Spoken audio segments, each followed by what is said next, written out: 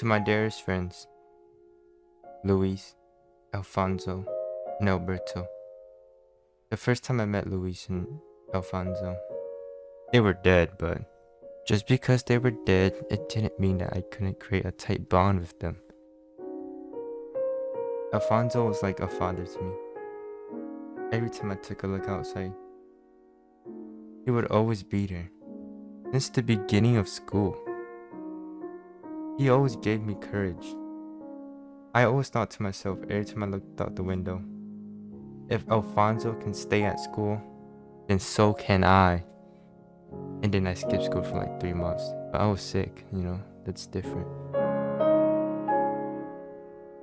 Sorry, it's really sad. And to Luis, my brother, though we don't know each other as much, to me, in my heart, you're like my brother from another mother. And to Alberto, I don't know who you are. I never met you, I never seen you. But still, you feel like family to me.